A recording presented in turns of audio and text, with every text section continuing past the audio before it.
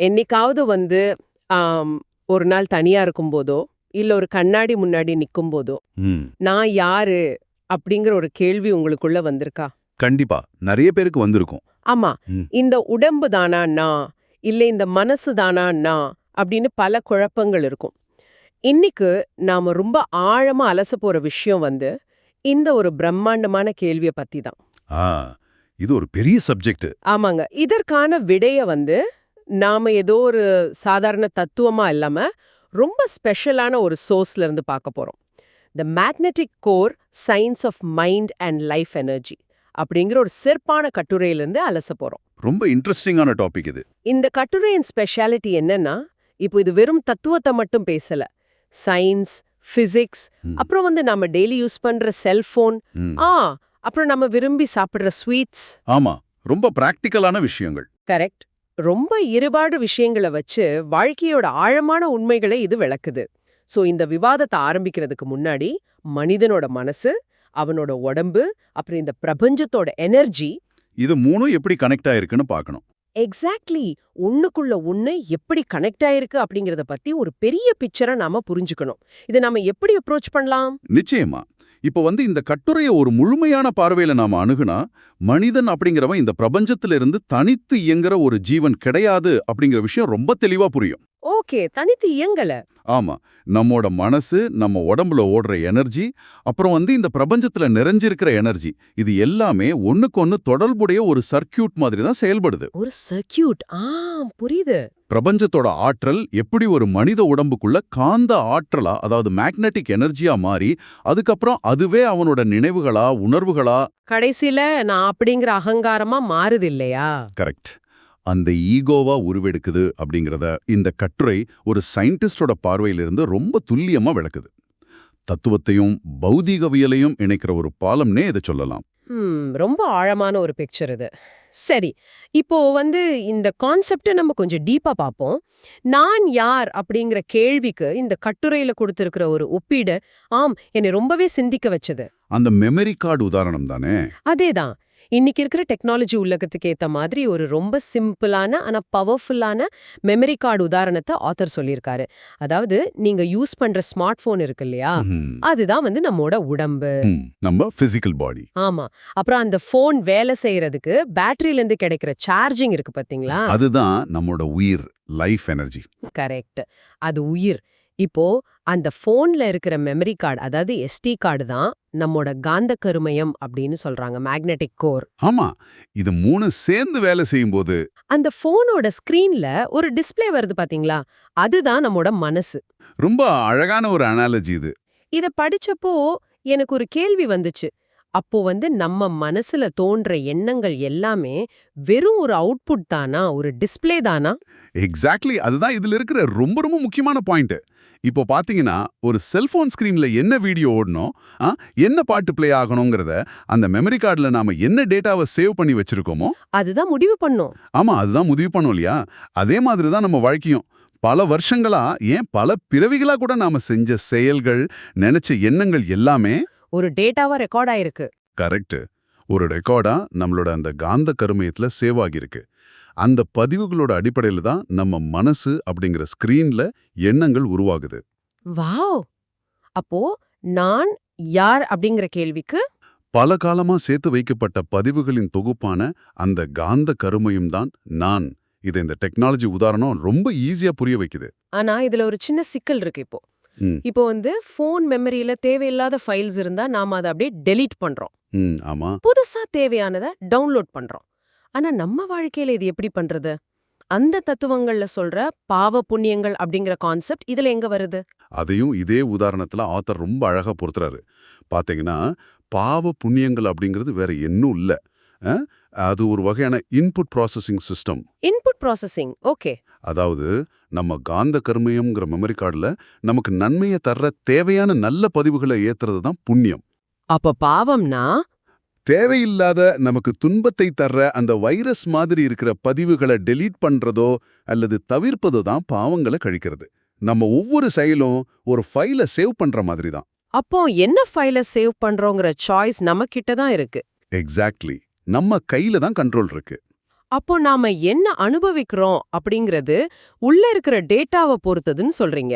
சரி, இந்த டிஸ்ப்ளேல தெரியிற விஷயங்களை நாம எப்படி உணர்றோம்னு பார்த்தா, கட்டுரையில வரக்கூடிய 2 உதாரணங்களை கண்டிப்பா இங்க நம்ம பேசியே ஆகணும். அந்த அல்வா அப்புறம் வானவில் உதாரணங்கள். ஆமா, ஒன்னு 100 கிராம் அல்வா, இன்னொன்னு வானவில். இப்ப நீங்க ஒரு 100 கிராம் அல்வா சாப்பிடுறீங்க. அது ரொம்ப இனிப்பா நல்லா இருக்கு. அது ஒரு உண்மை. ஆமா, அது உண்மை. ஆனா அதே அல்வாவ ஒரு 1/2 கிலோ சாப்பிட்டா என்ன ஆகும்? திகட்டிடும் இல்லையா? கண்டிப்பா சில சமயம் வாந்தி கூட வந்துடும். அதுவும் உண்மைதான். அதே மாதிரி மழைக்காலத்துல வானத்துல ஒரு அழகான வானவில்ல பாக்குறோம்.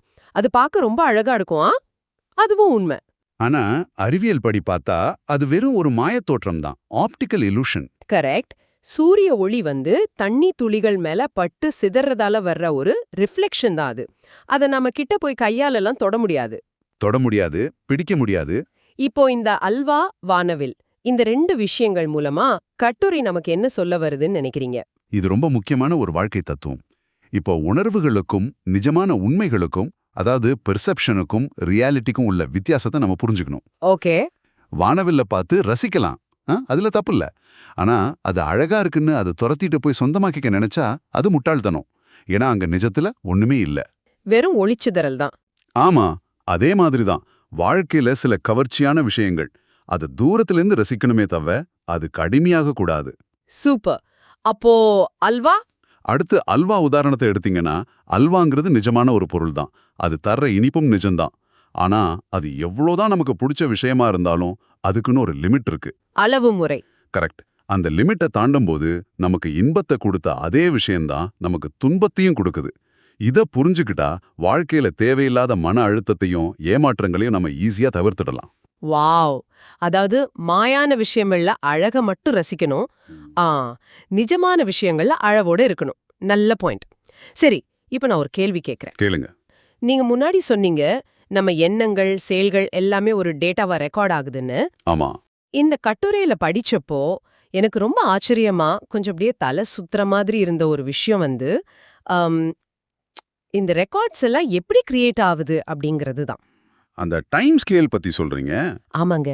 எங்கும் நிறைஞ்சிருக்கிற இரையாற்றல், யுனிவர்சல் எனர்ஜி பத்தி பேசும்போது அது ஒரு கியூக்டோ செகண்டுக்கும் குறைவான நேரத்துல செயல்படுதுன்னு சொல்றாரு. ஒரு நிமிஷம் இதை கேட்டுட்டு இருக்கிறவங்களுக்காக நான் சொல்லிக்கிறேன். ஒரு கியூக்டோ செகண்ட் அப்படிங்கிறது பாயிண்ட் வச்சு 30 0 வரும். ஆமா, 0.000000000000000001 வினாடி. அதாவது ஒரு செகண்ட் எடுத்துக்கிட்டு அதுல 30 0 வச்சு டிவைட் பண்ணா எவ்வளோ சின்ன நேரமோ அது. ரொம்ப ரொம்ப நுண்ணியமான ஒரு நேரம். இவ்ளோ வேகமா, இவ்ளோ நுண்ணியமா ஒரு மாபெரும் பேராற்றல் நம்மள சூழ்ந்து அழுத்திக்கிட்டே இருக்குன்னு சொல்றாரு. இது எப்படி ஒரு சாதாரண மனித மூளை புரிஞ்சுக்கிறது? நீங்க சொல்ற மாதிரி இதை கற்பனை செஞ்சு பார்க்கறதே ரொம்ப கஷ்டம்தான். ஆனா இதை சயின்டிஃபிக்கா ஒரு கிராவிட்டி மாதிரி, ஆனா அதை விட பல மடங்கு நுட்பமான ஒரு அழுத்தமா நீங்க புரிஞ்சுக்கலாம். ஒரு யூனிவர்சல் கம்ப்ரசிவ் ஃபோர்ஸ். எக்ஸாக்ட்லி. இந்த பிரபஞ்சத்துல எல்லா இடத்துலயும் இடைவெளி இல்லாம ஒரு மாபெரும் அழுத்தம் இருக்கு. அந்த அழுத்தம் ஒரு சாதாரண அணுல இருந்து ஒட்டுமொத்த பிரபஞ்சத்தையும் எந்த நேரமும் விடாம அழுத்திக்கிட்டே இருக்கு. ஆமா, அதாவது நீங்க சொன்ன அந்த கியூக்டோ செகண்ட் இடைவெளியில கூட விடாம அழுத்திக்கிட்டே இருக்கு. ஓகே, ஒரு பிரம்மாண்டமான அழுத்தம் எங்களை சுத்தி இருக்குன்னு வைப்போம். ஆனா இது எப்படி என் மூளைக்குள்ள பதிவுகளா இல்ல மெமரியா மாறுது? அங்கதான் விஷயமே இருக்கு. இப்போ இந்த சூழ்ந்து அழுத்தும் ஆற்றல் தான் நம்ம ஐம்புலன்கள் வழியா, அதாவது கண், காது, மூக்கு, நாக்கு, தோல் வழியா உணர்ற ஒவ்வொரு விஷயத்தையும் சுருக்கினா கம்ப்ரஸ் பண்ணியா? கரெக்ட். கம்ப்ரஸ் பண்ணி ஒரு சின்ன காந்த பதிவா மாத்தி நம்மளோட காந்த கர்மியத்துல சேவ் பண்ணுது. நாம பாக்குற காட்சி, கேக்குற பாட்டு எல்லாமே இந்த அழுத்தத்தால தான் மெமரியா மாறுதா? ஆமா, இந்த பிரபஞ்ச அழுத்தத்தால சுருக்கப்பட்டு தான் நமக்குள்ள மெமரியா மாறுது. ஆக நம்மளோட ஒவ்வொரு எண்ணத்துக்கும் பின்னாடி இந்த ஒட்டுமொத்த பிரபஞ்சத்தோட இயக்கமும் இருக்கு அப்படிங்கிறது தான் இது குறிக்குது. Mind blowing. அப்போ நாம தொடர்ந்து ஒரே விஷயத்த செஞ்சுக்கிட்டே இருந்தா அது ரொம்ப ஸ்ட்ராங்கான ஒரு பதிவா மாறிடும் இல்லையா?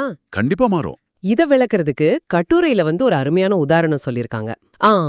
அந்த ஆற்று வெள்ளம் உதாரணம். ஆமா, அது ரொம்ப ஆப்டான ஒரு உதாரணம். இப்போ ஒரு ஆத்துல வெள்ளம் வருதுன்னா அந்த தண்ணி ஒவ்வொரு தடவையும் தனக்குன்னு ஒரு புது பாதையை உருவாக்கிட்டு போறதில்ல. ஏற்கனவே தண்ணி போய் ஒரு தடம் பதிஞ்சிருக்கும் பாத்தீங்களா? அந்த பழைய நீரோடை பாதையிலே தான் போகும். ஆமா, அந்த பாதையிலேயே தான் மறுபடியும் தண்ணி ரொம்ப ஈஸியா ஓடும். மனிதனோட பழக்க வழக்கங்களும் ஹேபிட்ஸும் எக்ஸாக்ட்டா இதே மாதிரி தான் வேலை செய்யுதுன்னு கட்டுரை சொல்லுது. மிகச்சரியான ஒப்பீடு. இது பாத்தீங்கன்னா நியூரோபிளாஸ்டிசிட்டி அப்படிங்கிற நவீன அறிவியல் கான்செப்டோட ரொம்பவே ஒத்துப்போகுது. ஓ, நியூரோபிளாஸ்டிசிட்டி. ஆமா, கட்டுரையில சொல்லியிருக்கிற ஒரு உதாரணத்தை எடுத்துப்போம். இப்போ ஒருத்தர் தொடர்ந்து போதைக்காக மது அருந்துறாருன்னு வைப்போம். ஓகே. ஆரம்பத்துல அது ஒரு சாதாரண செயலா இருக்கலாம். ஆனா அவர் தொடர்ந்து அதை செய்யும்போது அவரோட உடம்புலயும் கருமையத்திலையும் அந்த மதுவுக்குரிய காந்த அலைப்பதிவுகள் திரும்ப திரும்ப ஏறி மூளையில அந்த ஆற்று வெள்ளம் மாதிரி ஒரு உறுதியான பாதையை உருவாக்கிடுது. கரெக்ட், ஒரு ஸ்ட்ராங்கான மேக்னெட்டிக் பாத்வே உருவாக்கிடுது. அப்போ அந்த பாதை உருவானதுக்கு அப்புறம் அவரோட வில் பவர் எல்லாம் வேலை செய்யாதா? நான் குடிக்க மாட்டேன்னு நினைச்சா கூட முடியாதா? வில் பவரை விட அந்த பதிவுகளோட காந்த ஈர்ப்பு சக்தி ரொம்ப வலிமையானது. அதனால தான் ஒரு கட்டத்துக்கு மேல அவர் குடிக்கக்கூடாதுன்னு நினைச்சா கூட அவர் கையில கொஞ்சம் காசும் உடம்புல திம்பும் வந்தோன்னே அந்த பழைய ரெக்கார்ட் ஆக்டிவேட் ஆயிடும். ஆமா, அவருக்குள்ள இருக்கிற அந்த பழைய காந்த பாதை ஆக்டிவேட் ஆகி அவரை அறியாமலேயே அவர் கால்கள் மறுபடியும் அந்த மதுக்கடையை நோக்கியே நடக்கும். ரொம்ப பவர்ஃபுல்லான விஷயம் இது. நாம உருவாக்குற பழக்கங்கள் வெறும் ஆக்டிவிட்டீஸ் கிடையாது. அவை நம்ம கருமையத்துல பதியிற ரொம்ப ஆழமான காந்த பாதைகள் அப்படிங்கிற நிதர்சனத்தை இந்த ஆற்று வெள்ள உதாரணம் நமக்கு உணர்த்துது. சரி, இப்போ let's get into the science. இந்த காந்த ஆற்றல்னு சொல்றோமே, இது எப்படி நம்ம உடம்புக்குள்ள உற்பத்தி ஆகுது? அதாவது இப்போ ஒரு மெஷின் ஓட கரண்ட் வேணும், நம்ம உடம்போட இந்த காந்த ஆற்றல் வேணும். ஆமா, வேணும்.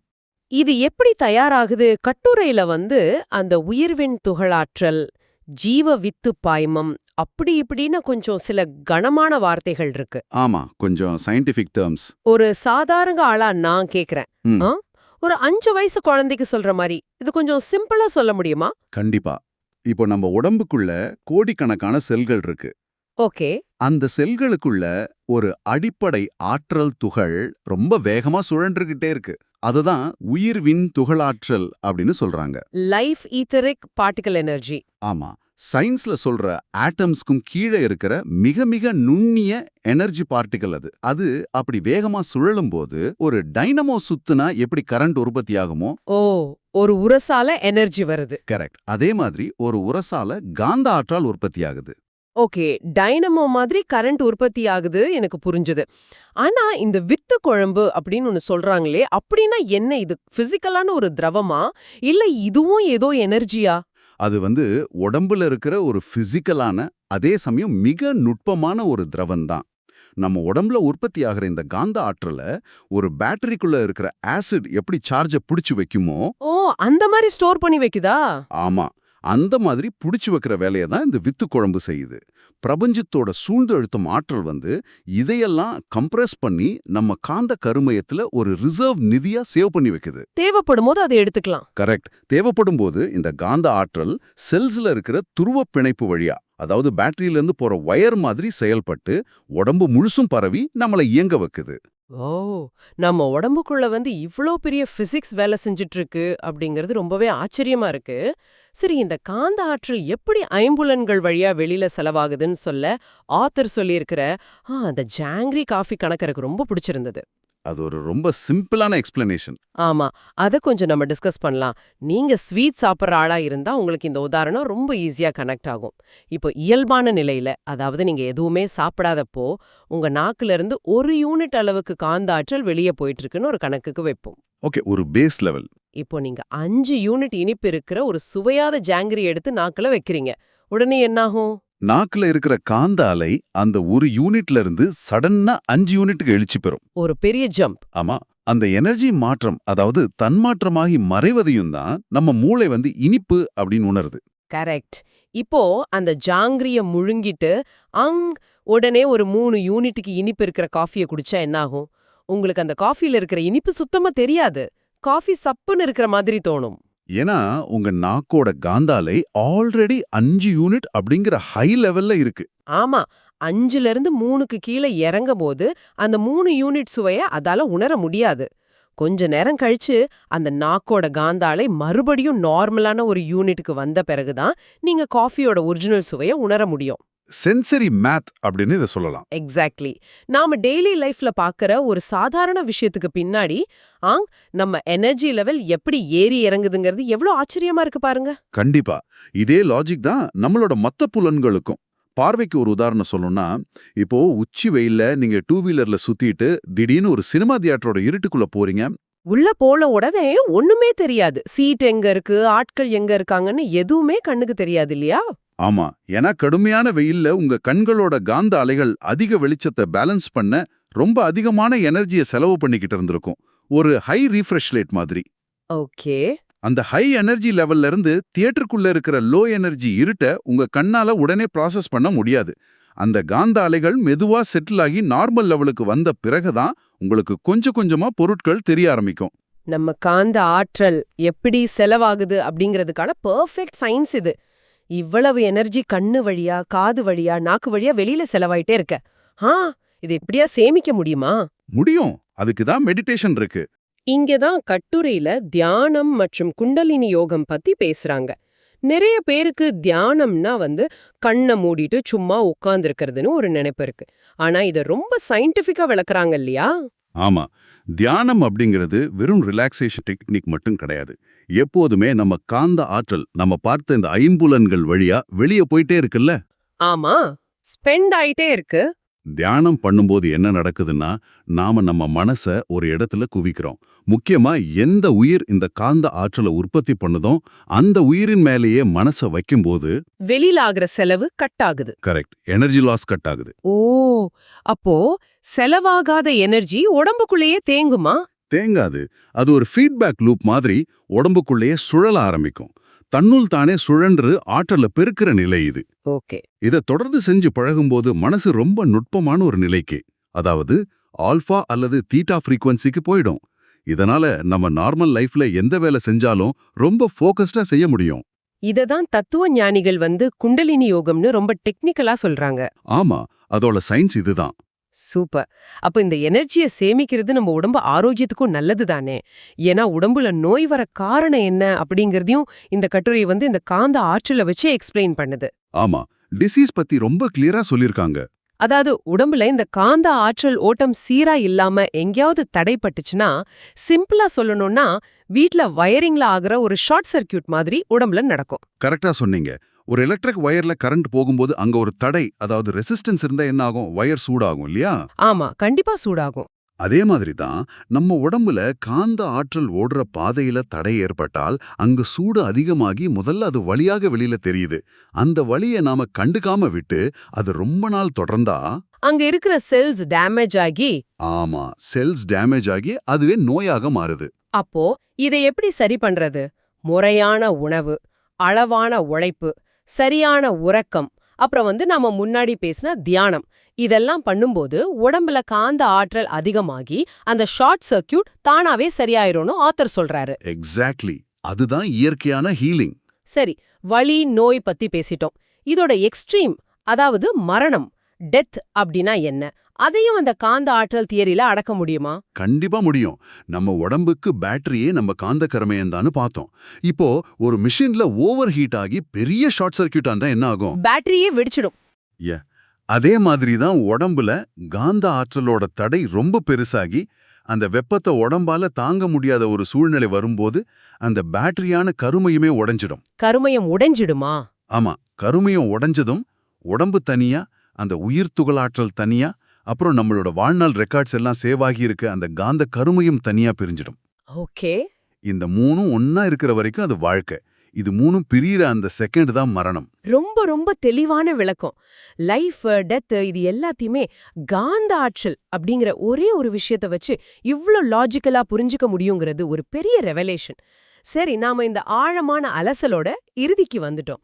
ஒட்டுமொத்தமா இந்த கட்டுரையில இருந்து நாம எடுத்துக்க வேண்டிய பாடம் என்னன்னா, ஒரு கன்க்ளூஷன். ஆமா, ஒரு மனிதனோட உடல் அமைப்பு, அவனோட மனநிலை, இது ரெண்டையும் தீர்மானிக்கிறது அவனுக்குள்ள இருக்கிற அந்த வித்தினது அழுத்தமும் அதோட தூய்மையும் தான் அப்படிங்கிறது உறுதியாகுது. ஆமா, அதனால தான் உடல் நலத்தை பாதுகாக்கிறதும் மன வளத்தை பெருக்கிறதும் நம்ம லைஃப்ல ரொம்ப முக்கியமான விஷயங்களா இருக்கணும். இந்த கட்டுரை சயின்ஸ் பத்தியோ பிலாசபி பத்தியோ இன்ஃபர்மேஷன் கொடுக்கிற ஒரு டெக்ஸ்ட் புக் கிடையாது. இது ஒரு மேனுவல். ஆமா, இது நம்ம எப்படி வாழணும், நம்ம எனர்ஜியை எப்படி மேனேஜ் பண்ணணும் அப்படிங்கிறதுக்கான ஒரு லைஃப் மேனுவல். நம்ம உடம்ப நல்லா பார்த்துக்கிட்டு மனசுல தியான மூலமா அமைதியை கொண்டு வந்து வாழ்க வளமுடன் அப்படிங்கிற ஒரு பாசிட்டிவான உன்னதமான நிலையை நம்ம அடையணும் அப்படிங்கிறது தான் இதோட அல்டிமேட் மெசேஜ். ரொம்ப சரியா சொன்னீங்க. இது கேட்டுட்டு இருக்கிறவங்களுக்கு ஒரு நேரடி மெசேஜ். இன்னைக்கு நம்ம பேசின விஷயங்கள் எல்லாமே சும்மா கேட்டுட்டு மறந்துடுற ஒரு ஆடியோ கிடையாது. கண்டிப்பா இல்ல. இது உங்களை நீங்களே செல்ஃப் அனாலிசிஸ் பண்ணிக்கிறதுக்கான ஒரு டூல். ஒரு ஃபோன் மெமரிய எப்படி நாம ரொம்ப கிளியரா வச்சுக்கிறோமோ அப்படி நம்ம மனசையும் வச்சுக்கலாம். சரி, நாம விடைபெற நேரத்துக்கு வந்துட்டோம். முடிக்கிறதுக்கு முன்னாடி நான் உங்களுக்கு ஒரு சின்ன சிந்தனைய, ஒரு கேள்வியை விட்டுட்டு போக விரும்புறேன். நாம பார்த்தபடி நம்மளோட ஒவ்வொரு சின்ன பழக்கமும் ஆத்துல ஓடுற தண்ணி எப்படி தனக்குன்னு ஒரு பாதையை உருவாக்குதோ அதே மாதிரி நம்ம மூளையிலயும் நம்ம கருமையத்திலயும் ஒரு ஸ்ட்ராங்கான காந்த பாதையை உருவாக்குதுன்னு பார்த்தோம் இல்லையா? ஆமா. இப்போ நீங்களே யோசிச்சு பாருங்க. நாளைக்கு காலையில நீங்க தூங்கி முழிச்ச உடனே வேலையா உங்க மனசுக்குள்ள எந்த புது பாதையை நீங்க உருவாக்க போறீங்க? ரொம்ப முக்கியமான கேள்வி இது. போக போகுது, நீங்களே சிந்தித்து பாருங்கள். மீண்டும் ஒரு ஆழமான அலசலில் சந்திக்கலாம். அதுவரை தொடர்ந்து தேடுங்கள், தொடர்ந்து கற்றுக்கொள்ளுங்கள்.